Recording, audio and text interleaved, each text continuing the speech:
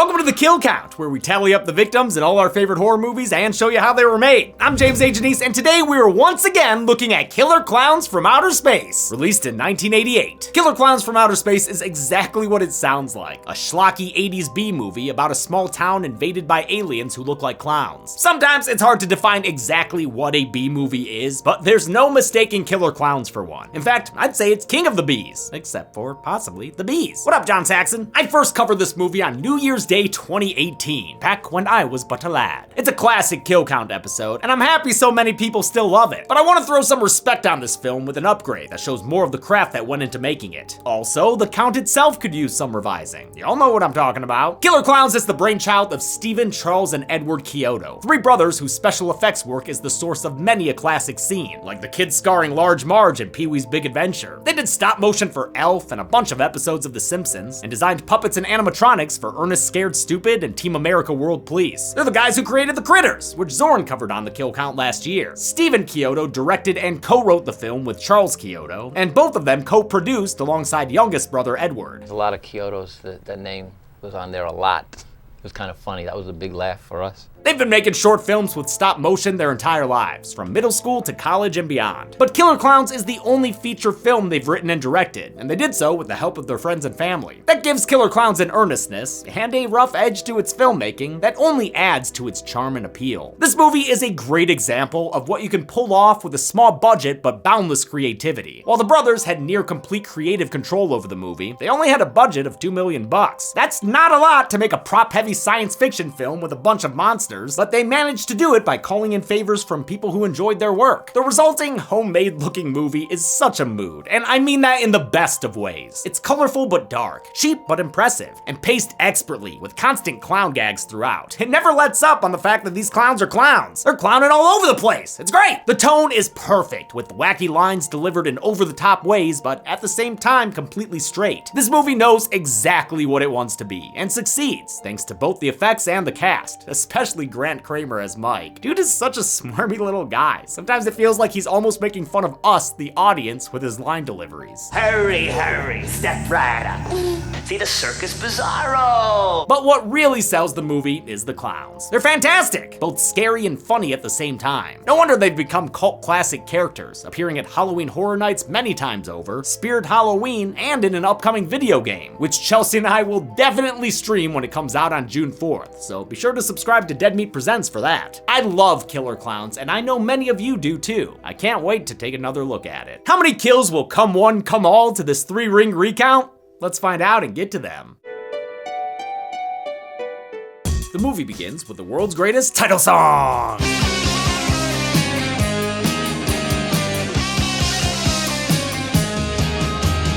This iconic theme, performed by the Dickies, was written by frontman Leonard Phillips based solely on the film pitch their label was given by the movie's music supervisor. It's a quiet night in the college town of Crescent Cove, California. Probably because everyone's at the top of the world, a makeout spot for young lovers like Mike Tobacco and Debbie Stone. Unfortunately for all the hot lips here, they're about to get cooled down by a couple of dirty ice cream men. We'll give you the stick, you give it a lick. These bozos are Rich and Paul Terenzi, Mike's best friends from school. Their popularity does not extend to the other kids. After they leave, Mike and Debbie get back to their inflatable flirting, but they'd better be careful. Don't want Jason popping in and making them sound like this.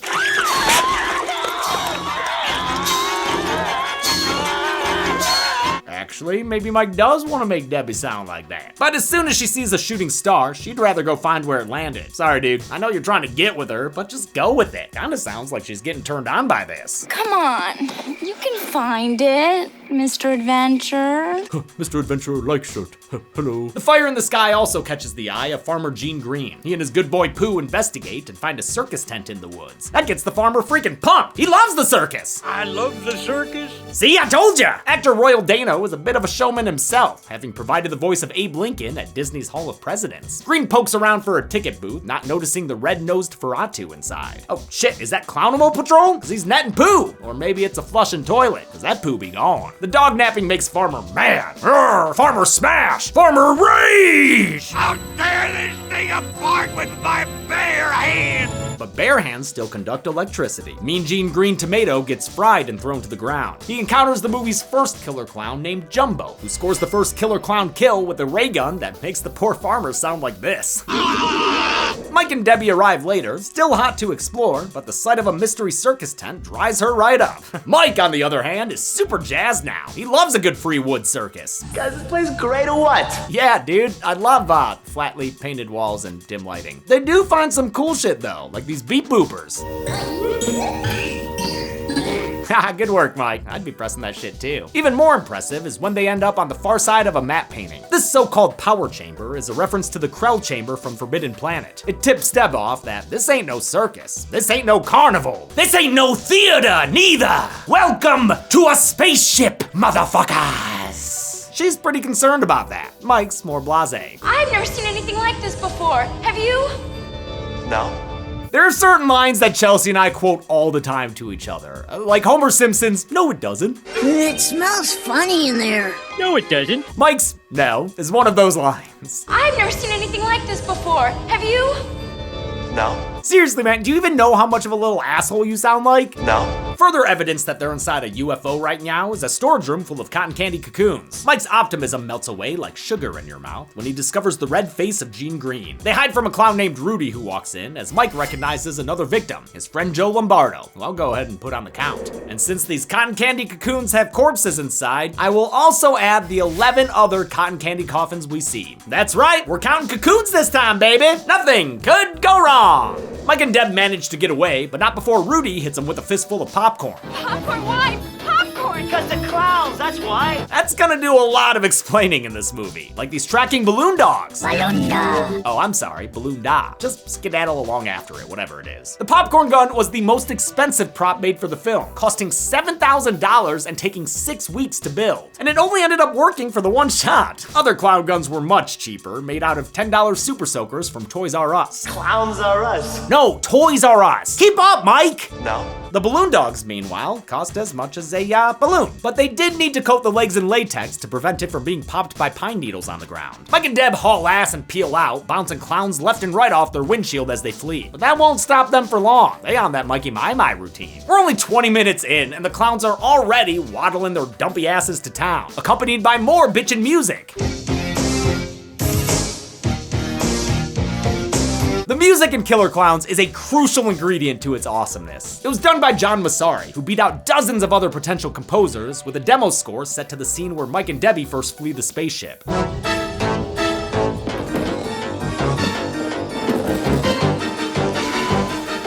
Massari continues to champion the movie to this day, composing music for the upcoming video game and putting on live concerts of the film. We covered the one they did way back in 2018, which is where we met Zoran for the first time ever. So you can thank and or blame John Massari for this guy. Most of you blame him. Mike and Deb head to the police station, hoping to enlist the help of Crescent Cove's finest. Unfortunately, that includes Sergeant Curtis Mooney, who's got a bone to pick with his natural enemies, teenagers. He's not above police brutality or pulling an Elon Musk and implying people are pedophiles. What's the matter, Dave? You got a thing for these little boys? His more by-the-books deputy is Dave Hansen, an absolute hunk who's not afraid to be a righteous ball of rage. Hottie Hot Dave is an ex-boyfriend of Debbie's and is none too pleased to meet her new boy toy Mike, or hear about their kooky clown kink. He starts to take him seriously when they say that people are dead. Mooney remains more skeptical. Killer clowns from outer space. Holy shit. Dave's willing to check things out, even if it makes him a third wheel. I'm not your boyfriend anymore. It doesn't change the way I feel about you, little Debbie. Wait, did he just call her Little Debbie? Little Debbie. Aw, is she his widow snack cake? Dave thinks Clown Town is no place for a lady, so he forces Deb to stay at home. And he forces Mike to still ride in the back. What a power play, dude. He stays passive-aggressive like that for a while. Hey, it's got nothing to do with you, really. It's me. It's obvious she goes for laughs, not stability. While the boys go to the crash site, the clowns arrive for some vaudevillainous shenanigans. A schmuck who looks like a proto-Culkin stops to watch a parkside puppet show in a gazebo. He thinks it's bullshit until it breaks out the special effects. Then he's in love with the punched-up Punch and Judy show. Oh, wait, no, he doesn't like it again. Because Spiky the Clown emerges to take an encore, and him as a captive audience. Too bad your ass got zapped. Rudy gets into monkey business, aping an animatronic. Not bad, clown, but can you sing hot, hot, hot? He follows two girls inside a pharmacy, and the next time we see them, Rudy's turned them into cotton candy flippers. The pharmacist, Mr. Myers, has a serious clown problem here, and the clowns have a serious coke problem. Elsewhere, Bibble the Clown has started working for Postmates. Oh, pizza. What What the hell, lady? Who reacts that way to pizza? I think you deserve it when Shorty the Clown pops out with his cotton candy gun hot and ready for you.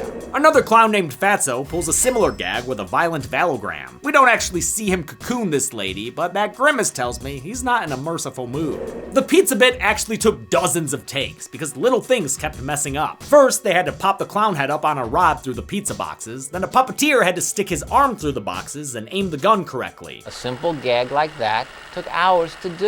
If one of 20 elements, if just one of them wasn't working, you're screwed. It's that kind of dedication that makes this movie special. Could we have made a simpler picture? Yeah. But it wouldn't have been Killer Klowns from Outer Space. The vignettes continue as Shorty rides his trike up to the no butt, no putt game. That's what it says on the wall. Makes sense too. You need a butt to putt. One mullet-headed meanie decides to stomp his ride, so Shorty bounces back onto the scene with a pair of boxing gloves. What are you gonna do? Knock my block off. Oh shit! Shorty Jason takes his man head off like a rock'em sock'em psycho, which turns one dude into Ron Simmons. Damn indeed.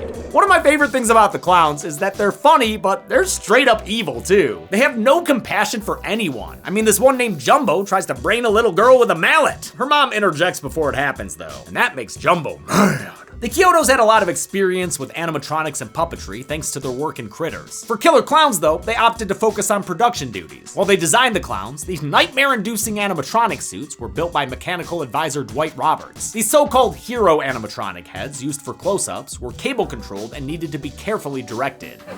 Right there's your mark. Now open his mouth and smile. When full body shots were needed, like when the clowns are walking around, simpler heads were worn by the performers that had more limited remote-controlled movement in the eyes and eyelids. Mike and Dave get to the crash site only to find the circus has pulled a disappearing act. Dave straight up arrests Mike for the crime of wasting his time, but reconsiders when they find the top of the world a hilltop homicide scene. Extra sticky.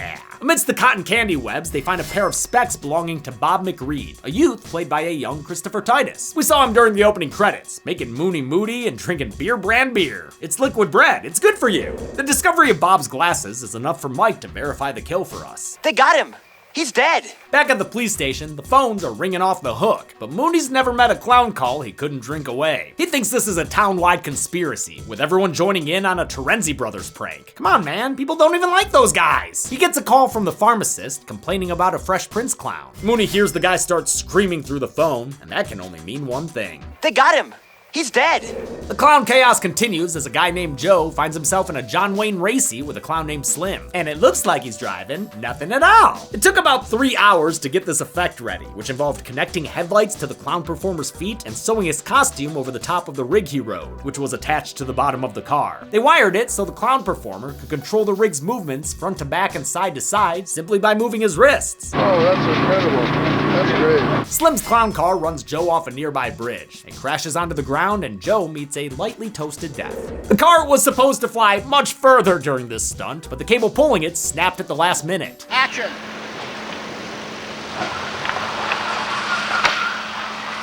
Cable bro. No. The Kyotos are still unhappy about the way it turned out. Like a runny nose. It just dribbled over the cliff. Whatever, guys, you drove a real-ass car off a bridge. I'm always gonna pop for that. And the punchline still works for Slim, too.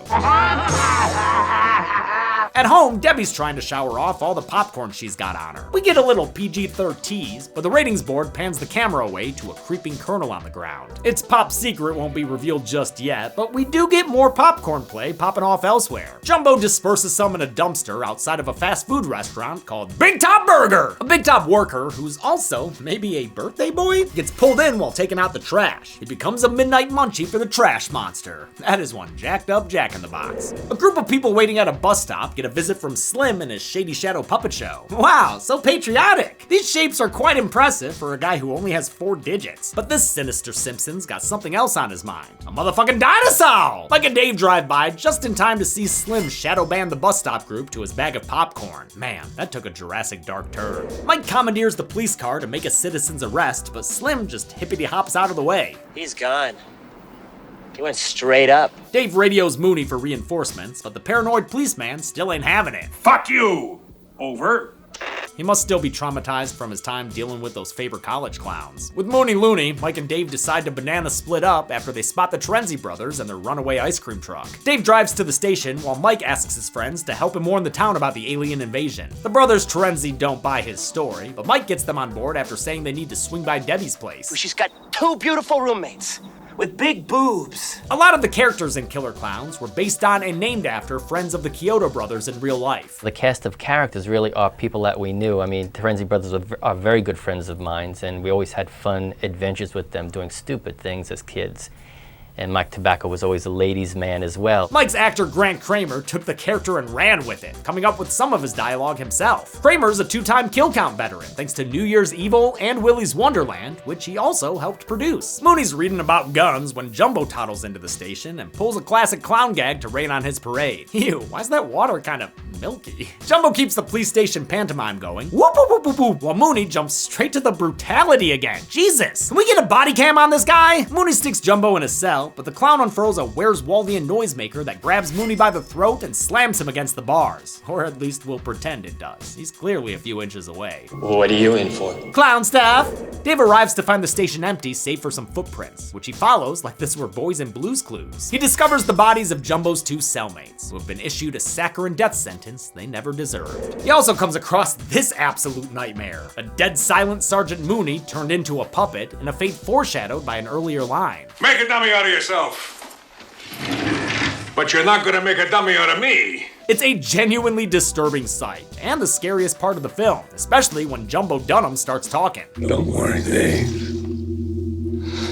All we want to do is kill you. Yeesh, no thank you. Dave opens fire, which doesn't do anything until he shoots Jumbo right in his big stupid clown nose. Oh, I'm sorry, did I hurt your little feelings? Just Wonder Woman your way out of there, clown. Good job, Dave. To achieve the spinning lights on the walls during this effect, they built a rotating pillar of mirror shards that reflected light around the room. Kinda looks like something out of Hellraiser. Dave finally manages to call for backup on the radio, and they're gonna need it, since Mike and the Terenzis just came across a whole ass clown parade. The first time I covered this movie, I thought that this scene was a nightmare to count. That was before the Purge series. Now, it's easy to see that the clowns have already claimed 13 victims here. 1 tossed from a window and added to a pile of 5, 1 being carried by a clown named Talls, 3 more we see in a separate pile, and 3 littered on the street being hoovered into this freaky float. 1 guy almost survives by hiding under a car, but when he tries to run, he doesn't make it. They got him. He's dead. This giant vacuum machine was just a pickup truck with decorated panels attached to it. It reminds me of when I turned my old Topaz into a tank back in like 2006 for my first ever online series, Battlefield 2 in real life. Hi, I'm James A. Janice. Oh man, the shit my friends and I would do in high school. I'm glad I made it out to the other side. The Terenzis get the fuck out of Dodge and head to Debbie's, whose popcorn problems are really heating up. She finishes her 2-act long shower and discovers those kernels have grown into clown leech babies. The Jack and the Bastards try to take a bite out of her, but she aerosols them out of there and gives another 2 a little kick. A ghoulie clown almost gets her, but she puts her shower head to its 3rd good use and buys enough time to get away. Alas, she still gets cornered by Slim, and she just can't kick those leg warmers hard enough. They turn her into Balloon Girl, a perfect match for Jake Gyllenhaal, and a fate that was hinted at earlier on the phone. They took your wife away in a balloon? Well, you don't need a police pal, you need a psychiatrist. They used a real basic trick when people were turned into cocoons or captured in balloons. It was simply a matter of the clown performers freezing in place, the actor stepping out of frame, and the prop being brought in and put in their place. The footage in the middle was removed by visual effects artist Gene Warren Jr. of Fantasy 2, whose work we just saw in The Terminator. He did plenty of other zappy effects too, like the rotoscoped ray gun beams and the spinny tornado effect when the clowns are killed. He also handled the composite shots when real footage was combined with matte paintings.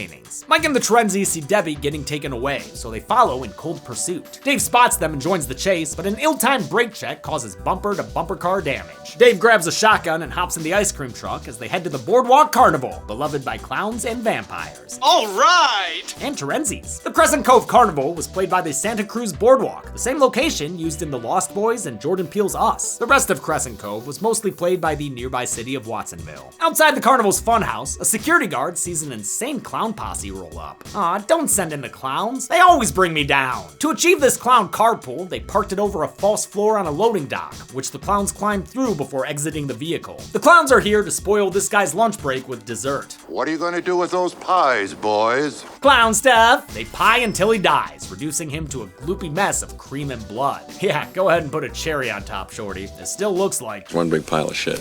This security guard was meant to be a cameo for comedian Soupy Sales, who was famous for taking pies to the face. But I guess the executive producers didn't know who he was and didn't want to pay to fly him out. The boys arrive shortly after and follow the clowns inside for a funhouse final set piece. They walk through a smoky warehouse where roadside stops store their signs. The Terenzis just can't help booping stuff here. But again, man, I totally understand. Don't touch it, okay? This place is probably booby-trapped. More like boopy-trapped, because the bros boop down a Scooby-Doo trap door and land in a McDonald's play place. There, they find a surprise waiting for them. Are you Debbie's roommates? Oh, maybe it is booby-trapped. She's got 2 beautiful roommates with big boobs. Mike realizes they're in the same circus tent he and Debbie found. It's just been moved to the boardwalk. He heads to the storage room where they find, fuck.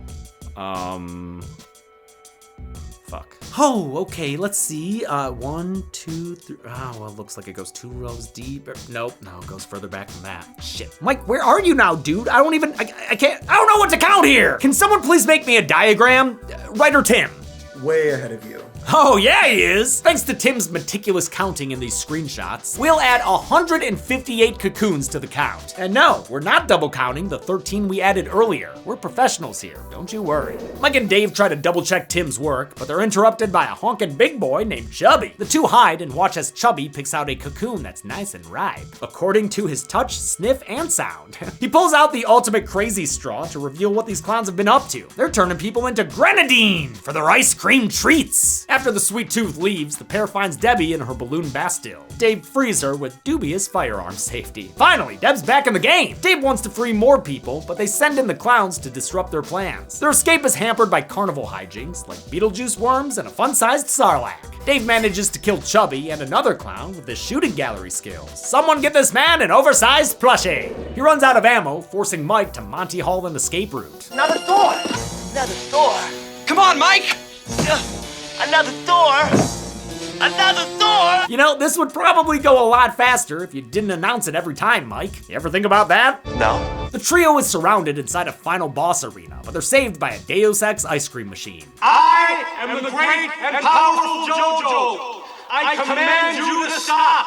Do not hurt them. Let them go. The ploy works at first, but then the clown starts scurrying off to make room for the main event. He's a-comin'. Who's a-comin'? JoJo's a-comin'. The clown of the show. JoJo the actual Clownzilla drops in, and he don't take too kindly to identity theft. Mike, Dave, and Debbie manage to get away, but JoJo gives the Terenzi brothers a good milkshaking before bringing the boom to the yard. The Kyotos originally planned for JoJo to be stop motion, but instead opted for the Power Rangers method and stuck Charles Kyoto in a rubber suit. What you gotta do is, you gotta come up and then wham, like put your shoulders back for the look. They personally built all the miniature sets used for this sequence, which had to be filmed at a super high frame rate for technical reasons I still don't fully understand. What I want to say to the fans, it's very important to study your math in school because mathematics comes into this, calculating all those frame rates and stuff. Dave opts to stay behind to heroically sacrifice himself and distract JoJo while Debbie and Mike make a break for it. Police backup finally arrives and meets them outside as the big top starts spinning up, up, and away. JoJo grabs a hold of Dave, but the officer pops that big boy's nose with his police badge, adding the clown kaiju to the kill count. The resulting explosion destroys the whole spaceship, so I'll add the 19 clowns still on board to the count as well. We saw a 17 during the Clownzilla scene, and we can't forget Debbie's roommates either. Big boobs. I'll also add 7 human captives to the count now, assuming all the balloons we saw on board had people in them. And those were separate from the cocoons. The explosion drops a clown car from the sky, and Mike and Deb don't need to cry, because turns out Dave survived. You made it.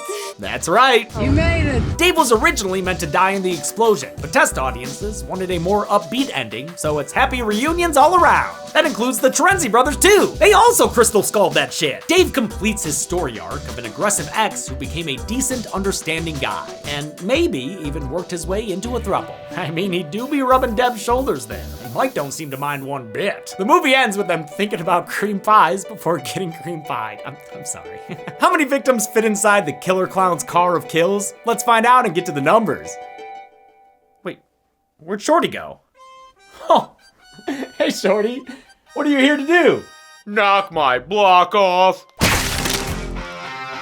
Damn.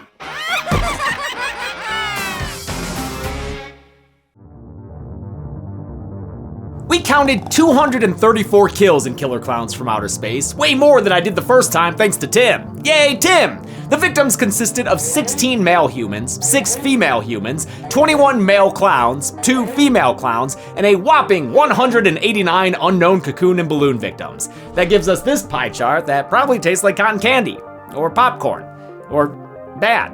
With a runtime of 88 minutes, that left us with a kill on average every 22.56 seconds. I'll give the golden chainsaw for coolest kill to the biker. It's an iconic kill that works as a hilarious punchline, literally. Also doesn't hurt that it cleans up after itself. Dull machete for lamest kill will go to the 158 cocoon victims, since I had to pay for Tim's time to count them all. But he did great, thanks Tim! And that's it. Killer Klowns from Outer Space was released in 1988, but thanks to a botched release, it completely bombed at the box office. Seriously, it only made like $80,000. That is a disaster. Thankfully, it found love on home video and has since gotten the recognition it deserves. If they ever make a sequel, I'll cover it right away. But until then, I'm James A. Janice. This has been the Kill Count. On the next Kill Count. Hi kids, do you like toys? Yeah! Are you sick of Furby knockoffs that are rude and crude? Have you recently lost both your parents in a tragic snowplow accident? Yes. Great, because we've got the perfect robotic companion for you, and her name is Model 3 Generative Android. But you can call her Megan? Megan? Megan? Megan. Megan? But 3 gun. Megan is the most advanced toy on the market. Is that so? Yes. She's designed to put up with your child's crap so you don't have to. Katie, seriously, flush the toilet. She's the perfect friend who always tells the best stories. Allow me to tell you a little bit about my wormhole. I was born in a sandwich hat and I wolfed many cabbages. And best of all, if anyone ever hurts your child, she will straight up rip their ear off and chase them down like she's a rabid little werewolf girl. Crazy. It's insane, right? So this week, make sure to watch Megan, because you better believe she'll be watching you. Oh, Jesus Christ. Then on Friday, dance your way over to the Kill Count, only on Dead Meat. I want you all to remember this moment. The moment we kicked Hasbro right in the dick. Megan can currently be watched on the pictured streaming platforms. Demi always recommends you watch the movie for yourself before its kill count. It's the only way to have your own properly informed opinion. Kill counts are never meant to replace the experience of watching a film. Thanks a lot for watching this recount of Killer Klowns from Outer Space. As far as I know, this is the only recount that we're going to be doing this year. And it's been over a year since our last recount, which I believe was Scream 4. I also think this is the longest time between the original episode and a recount episode. You can fact check me on all that, I might be wrong. I've been doing this a long time. I remember the first 3 years, I kept all the kill count stats in my head. After a while, man, they just pile up so high, I'm just like, what movies have I covered? But I'm so glad to cover this one again. It is such a fucking favorite of mine. And so many Dead Meat fans that I meet say that the original Killer Klowns episode is what turned them onto the channel. So hopefully with the game out, we can all re-enjoy this movie once again. Thanks everyone. Be good people.